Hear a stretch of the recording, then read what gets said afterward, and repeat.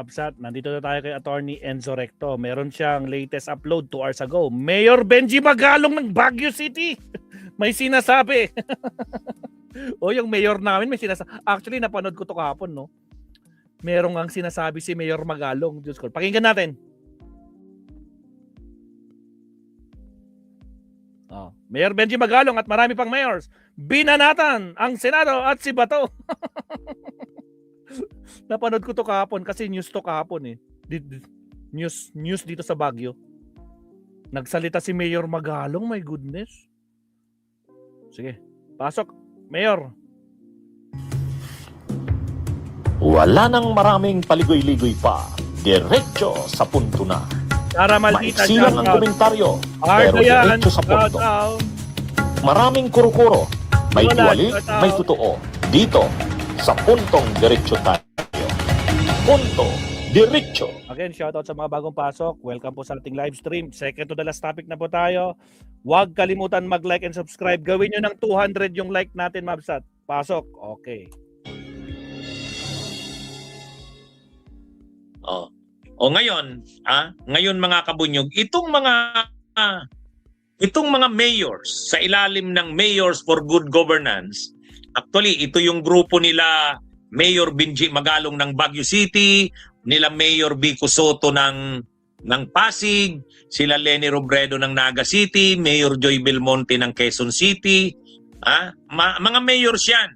Mga mayors na members ng Mayors for Good Governance, nagpalabas sila ng statement itong mga Mayors for Good Governance. Sabi nila, dapat itigil na ang pagsweldo kay Bato, ang pagpundo sa kanyang mga staff. Pati yung operations ng kanyang opisina dapat itigil na yan. Sabi ng mga mayors, pinangungunahan ni Mayor Benji Magalong. Ayan, si Mayor Benji Magalong, dating PMAyer yan. Dati ring opisyal yan ng PNP. Pero hindi rin siya sang-ayon sa ginagawa ni Bato. Hindi siya sang-ayon. Sabi ni Mayor Benji Magalong at ng iba pang mga mayors na members ng Mayors for Good Governance, hindi tama na ang Senado ay nag-tolerate ng isang miyembro ng Senado o isang senador na sinisweldoan kahit hindi pumapasok. Kumbaga, hindi tama. Mga mga mayors na yan, nagsalita na, 80 yata na mayors ang nakapirma. Isa doon sa nakapirma, dating PMAyer din at dating official ng PNP, si Mayor Benji Magalong, mayor ngayon ng Baguio City. Sabi niya, hindi dapat, pag hindi ka pumapasok, senador ka, may delikadesa ka din dapat na huwag kang magsisweldo. Isarado mo na lang yung opisina mo kung ganun din lang. Mariin namang kinokondena ng Mayors for Good Governance ang issue ng ilang buwang hindi pagsipot at pagliban sa Senado ni Senator Ronald Bato de la Rosa. Bukod pa ito sa usapin ng tila kawalan ng karampatang aksyon mula sa Senado patungkol sa absenteeism ni de la Rosa. Ayon sa pahayag ng mga alkalde, hindi katanggap-tanggap ang anilay ginawang pagtalikod at pagpapabaya ni de la Rosa sa kanyang responsibilidad habang patuloy na nakatatanggap ng sahod na mula sa taong bayan. Paliwanag nila, halos kalahating taong wala o absent ang senador bago muling sumipot noong May 11 para bumoto sa pagbabago ng liderato sa Senado. Sa loob nila ng panahong ito, tinatayang nasa 300,000 pesos ang kanyang sahod kada buwan. 2.1 million pesos sa loob ng 7 buwang wala siya sa opisina. Gid ng mga mayor, ang tila ibang batas na ito para sa senador, insulto para sa mga ordinaryong manggagawang Pilipino na no work no pay sa trabaho at napapatawan ng suspensyon kapag matagal silang absent.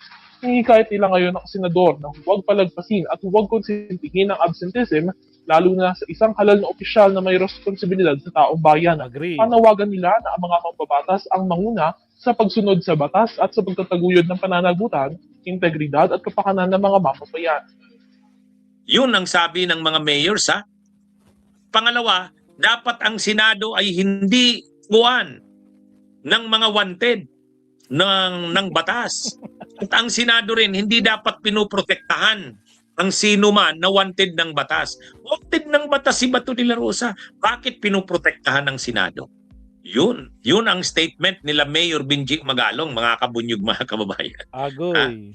Kaya ito, mga mayors na ito, mga mayors na ang nagsalita. Mayors for Good Governance. Grupo nila Vico Soto, Mayor Joy Belmonte. Dalawa ang importanteng laman ng kanilang linabas na statement. Pinirmahan nila to. Ang unang laman ay mga kabunyog, hindi dapat tumatanggap ng sweldo ang isang opisyal ng gobyerno, lalo na't senador ka, na hindi ka naman nagtatrabaho, nagtatago ka, hindi ka naman pumapasok. Dapat hindi ka tumanggap ng sweldo. At yung mga staff mo, hindi na rin dapat tumatanggap ng sweldo. Pera ng taong bayan yan. At mali sa Senado na pinuprotektahan ito ang kapwa nila senador na wanted ng batas. Mali. Kaya sabi ng mga mayors for good governance, sana itigil na ng Senado ang pagprotekta sa kasamahan nila. Hindi tama eh. Nagpapakita yan na ang Senado ay pinuprotektahan ang wanted ng batas. Dapat hindi ginagawa ng Senado yan.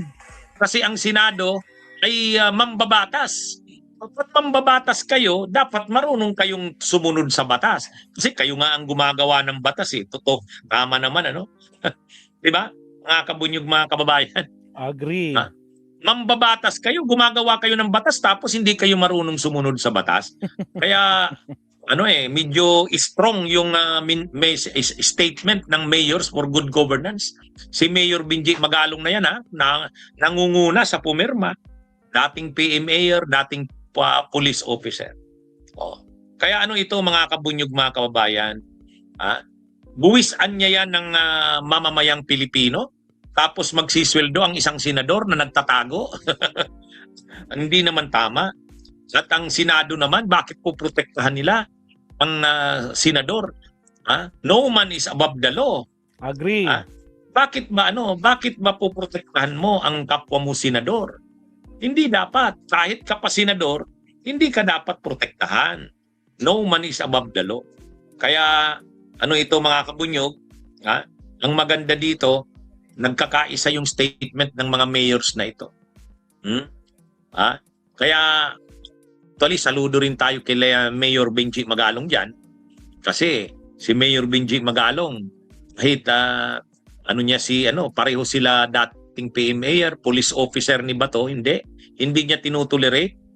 Pumirma si Mayor Benji Magalong, sabi niya, hindi tama.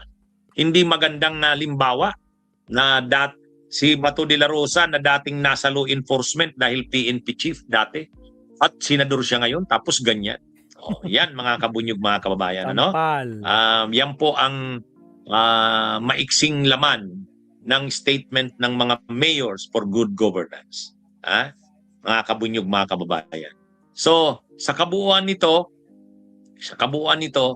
talagang ang sentimiento ng taong bayan ay dapat maaresto na si Bato de la Rosa at mapanagot. Nagsalita na ang Korte Suprema eh. Di ba matagal nilang hinihintay ang Korte Suprema? Sabi ng mga DDS, hintayin nyo ang Korte Suprema. Ang Korte Suprema ay kampi yan kay Bato de la Rosa. Anong linabas ng Korte Suprema? Ang desisyon ng Korte Suprema denied ang kahilingan na TRO ni Bato de la Rosa. Bakit denied? Ay sabi ng Korte Suprema, bakit naman tayo makikialam dyan? Valid naman yung warrant ng ICC. Masisira ang international relations natin. Masisira yung standing ng bansa natin sa international community kapag hindi natin nirespeto ang international warrant ng International Criminal Court. Yung tama yun. At saka, ang kasong kinakaharap ni Bato de la Rosa ay crimes against humanity. Universal jurisdiction yan. Ang krimen nila Bato, nila Duterte, hindi lang naman sa bansa natin, sa sangkatauhan. Kasi sa dami ng pinatay nila, sa dami ng pinapatay nila, crimes against humanity, universal jurisdiction yun. Kaya, hindi naglabas ng TRO ang Korte Suprema. At sabi ng Korte Suprema, dapat nakilalanin ang valid na warrant ng International Criminal Court. At hindi pwedeng ang Korte Suprema ay pipigilin ang executive para hindi mag-cooperate. Hindi maganda yun. Di ba? Kaya, Bigong-bigo itong mga DDS, ang tampo ni Duterte ng mga pro-Duterte at ni Bato. Bigong-bigo sila. Ha? Kala nila kakampihan sila ng Korte Suprema. O yan ang nakita nila. Ha? Okay, yan ang nakuha nila. Okay, mga kabunyog, mga kababayan, magandang araw sa inyong lahat. Mabuhay po tayo. Salamat, attorney. So yan, Mabsat, no? Nako po, Mayor Magalong, may sinabi, sinoplak itong si Bato. Isang PMA din, no, na mayor namin. Alright, Mabsat, nako, last topic po tayo. Pero bago yan, Mabsat, baka naman, ngayon ko lang ulit ipropromote for several months, no?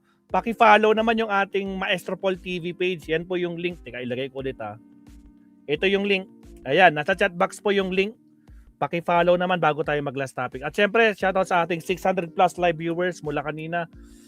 Huwag kalimutan mag-like. Gawin nyo ng 200 yung like natin.